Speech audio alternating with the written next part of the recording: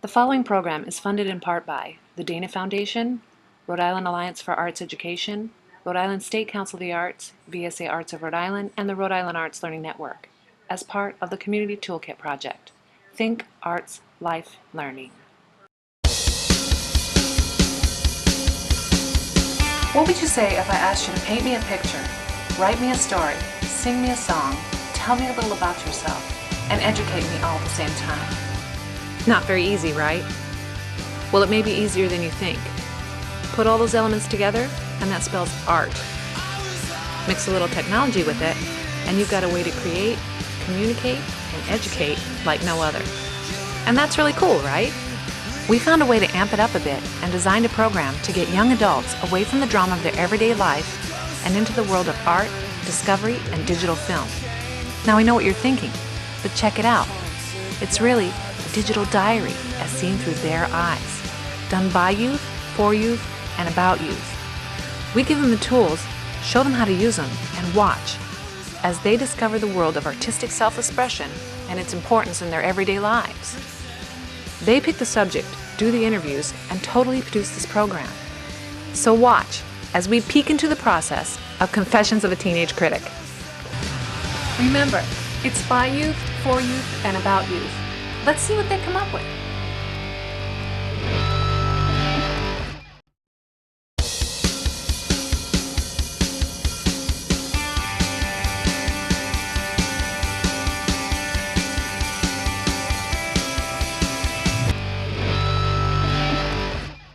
Hi everybody, welcome back to Confessions of a Teenage Critic. I'm Caitlin, and we are here at Trinity Rep to see opening night of Christmas Carol. And we're not only going to show you that later, but we're also going to show you what happens behind the scenes and backstage and stuff. So it'll be pretty cool. So yeah.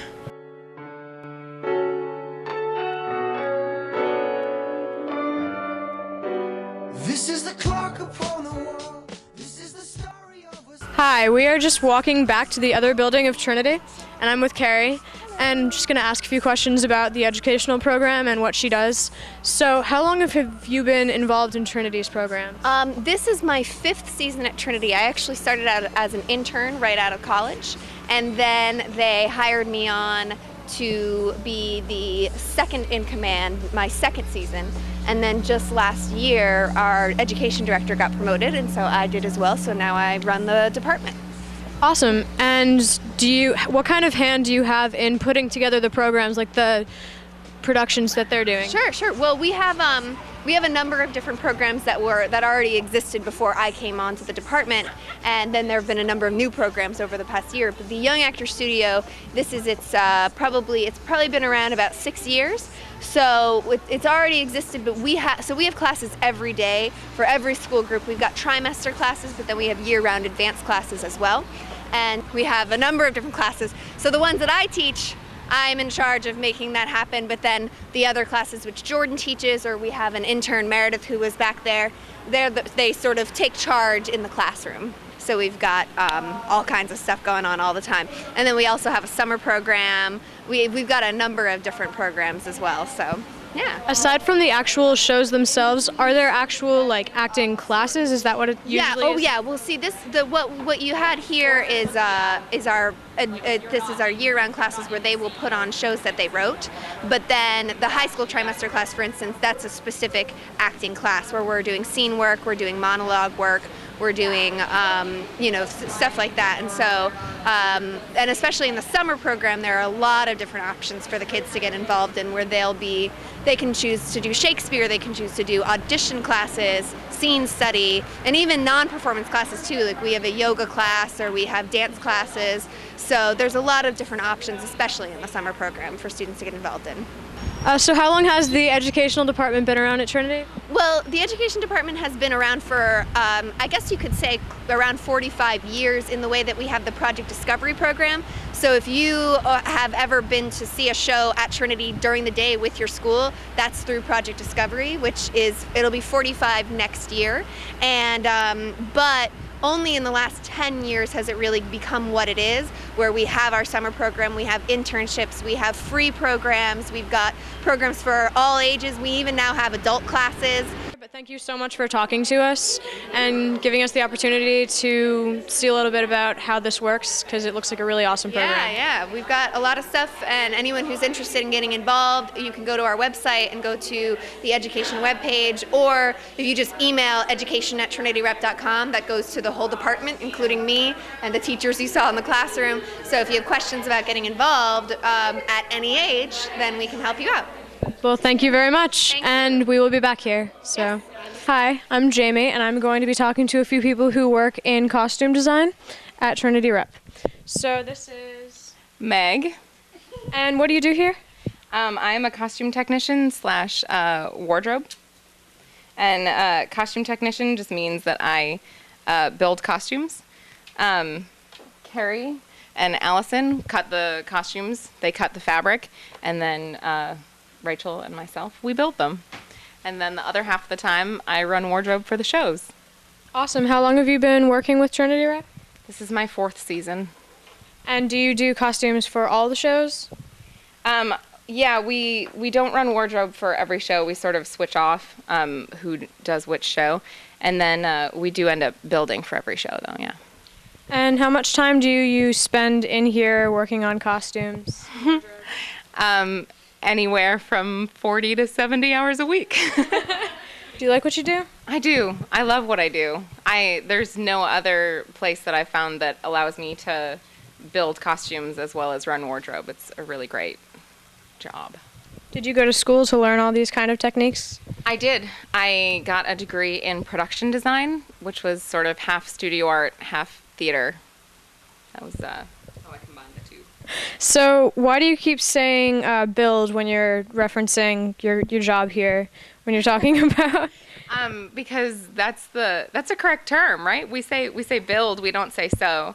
I don't really know why, but we build the costumes just like they build the set. How early on before an actual production do you guys start working on the wardrobe?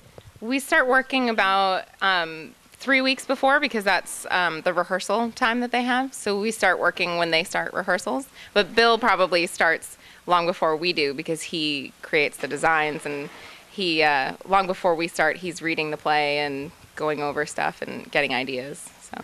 Hi, this is Bill, and you do costume design? Yes. And how long have you been working with Trinity? 32 years. Wow. And do you do design for costumes for every show?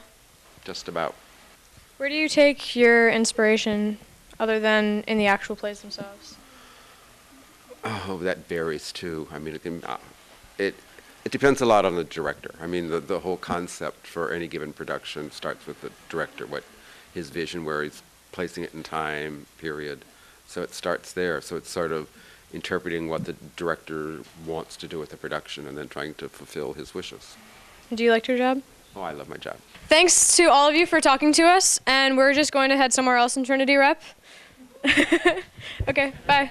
So here we are at Trinity Repertory Company on Washington Street, and we are in the Lederer Theater Center. It was built in 1917, and actually was the Emery Majestic Theater. The Emery brothers purchased this land and wanted to build the most beautiful vaudeville theater in its time and in this area, and they were very successful. Vaudeville shows would come from New York to Providence, and they would come here and perform here and not actually go to Boston, because this was such a beautiful theater to perform in. It was a vaudeville house until about 1926, in which the film industry started to take off, and then it was turned into a movie house, and it actually filmed some of the first CinemaScope productions. The owner at the time paid Warner Brothers $25,000 to have exclusive rights to show their movies. So no other theater in Providence, and I'm not sure how many miles that but definitely Providence, could not show their films. He had exclusive rights to do that. It was a movie house until, like I said, the late 60s, and the Lederer family then owned the building at that time and worked with Trinity to make this theater 2 spaces, the Chase Theater above us and the Dowling Theater on this level. So this is the Chase Theater. It seats 512 right now, or 520.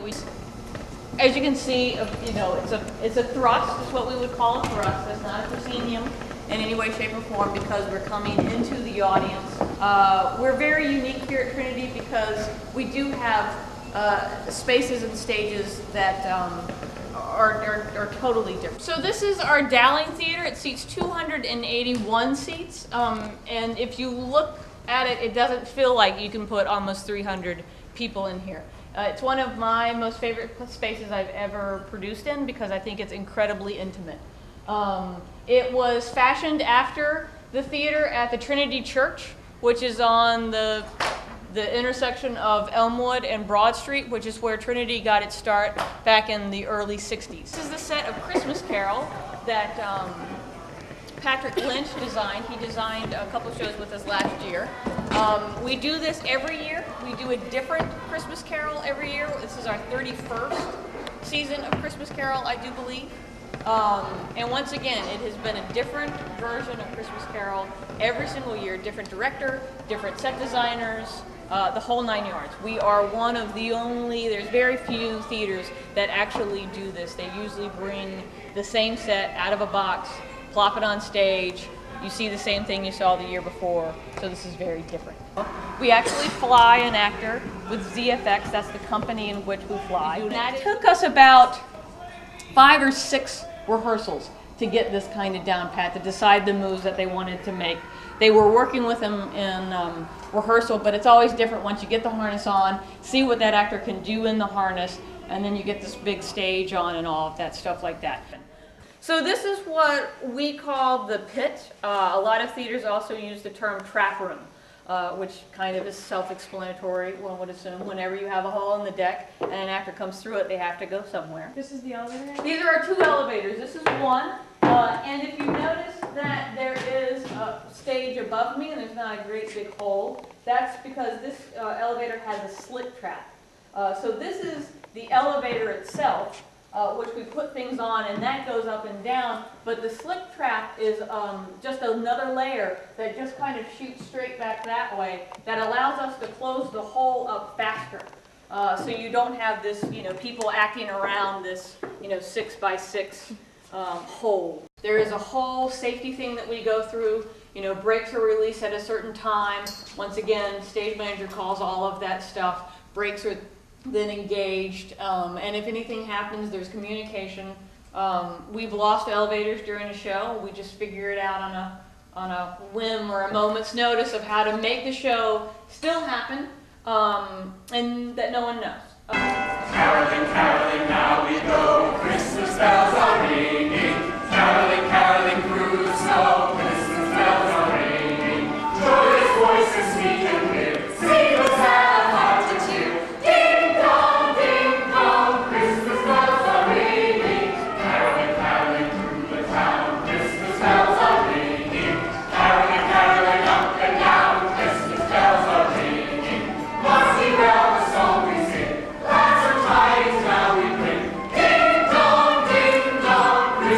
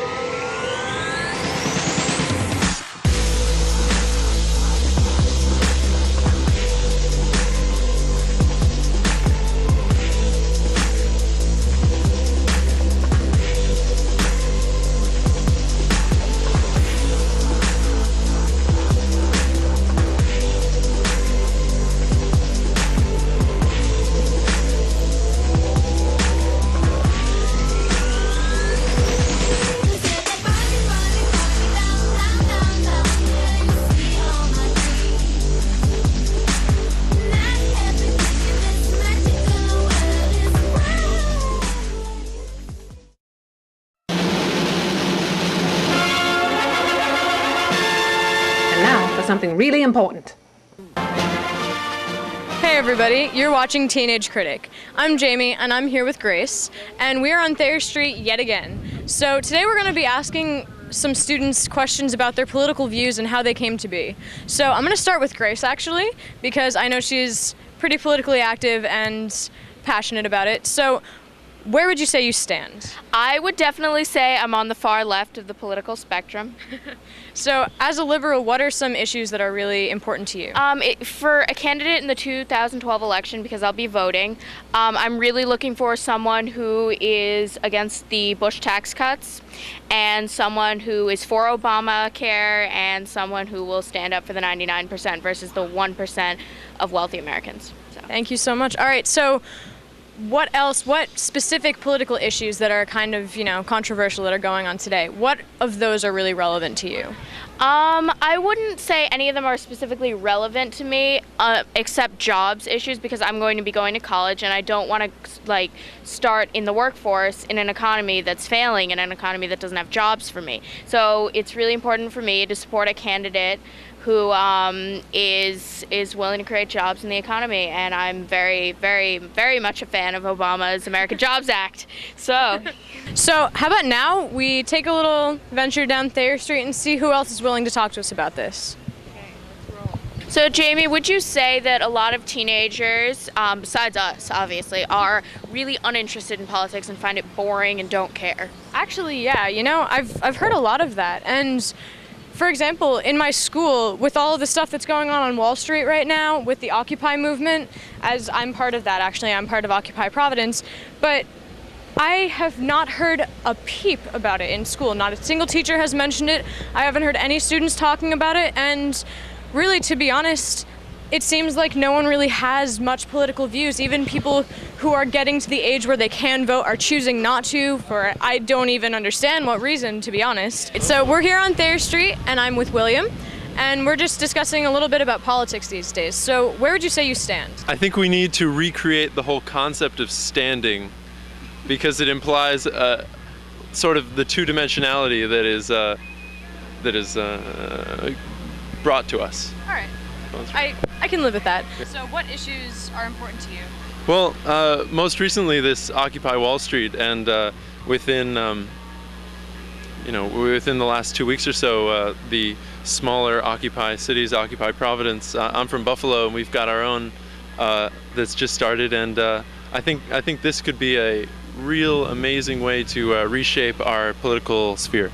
Yeah, I definitely agree with that. It's getting to be a big movement, Occupy movement. There's 31 states involved just here in the U.S. and a lot going on in other countries too. 70 cities, and I just flew in to Providence today, and my cab driver was excited about it. The guy who sat next to me in the plane was excited about it, and it crosses demographics, which is really exciting. Definitely. So where would you like to see just kind of the way politics are here in America? What direction would you like them to take? I know you've said a bit about that already. I'd like this movement to create, and this is sort of, bubbles. I'd like this movement to create a third consensus-based party that can challenge the plutocracy we have here. All right, thank you. Well, thank you for talking to me. Hi, I'm Grace, and you're watching Confessions of a Teenage Critic. I'm here with Anna Ramos. Hi, nice to meet you. So we've been talking to people about their political views and what's important to them, and I was wondering, how important do you think it is for young people to vote? I think it's extremely important for us to vote. If we don't vote, our voices not get heard out there, and especially us being the youth, it's going to be our time next to start paying taxes and buying homes and different things like that. It's important for us to have influence on that. Definitely. Have you been excited about the 2012 election? Yes, it's my first time to get to vote because I was only 17 in high school, so everyone got to vote and all got stickers and I didn't. Are you a student? Yes, I go to Rhode Island College. What issues do you find really affect students? I think especially financial aid. I know this year I got a lot less than I did last year, and I completely understand where it's coming from, but we need to invest more money in education and the future of us as other citizens and stuff like that. We probably went through 20, 25 people before someone finally said, yes, I want to talk about politics. Yes, it's important. Why do you think a lot of people around your age aren't so willing to talk about it? Just because I think we're misinformed right now. There's not a lot of programs or even things that we watch today on TV that makes politics effective in our life. It's not until we're much older that it really has an impact on us. Definitely. Well, thank you so much for talking to us. So, hi, what's your name? My name's Rachel. Hi, Rachel. What political events right now are really catching your eye? I'm kind of watching the Republican race for for the spot running for president. I guess that's probably a big deal. Are any of the issues like really important to you personally? I mean, aren't all of them really important? Okay, so I mean, like obviously education is a really big deal. I'm really worried watching what all these people say about a lot of social issues. It's kind of scaring me right now. So those two are like what I'm most aware of, probably. Okay, hi, what's your name? Grace. My name. Hi, Grace. I was wondering if you think it's really important for people your age to vote. Absolutely. I think like college age students don't vote a lot, and they should. Hi, and your name is? Tim. Hi, Tim. We were walking along Thayer Street, and probably like 30 people said no to us, and we don't want to talk about politics, and we talk to you about anything else if it wasn't politics. Why do you think people your age have such an opposition to it? I mean, I don't know. I feel like politics and arguments kind of coincide a lot of the time. So kind of like talking politics never is really fun, you know? Right, you said people your age don't really vote, and that's definitely a shame. Can you elaborate on that a little bit? Well, I mean, I know that some kids our age vote, but it's the percentage of young people who vote is less than the percentage of older people that vote. Probably because a lot of people aren't registered or just aren't as interested in the whole process, but doesn't mean it's not important. All right, thank you so much, you guys.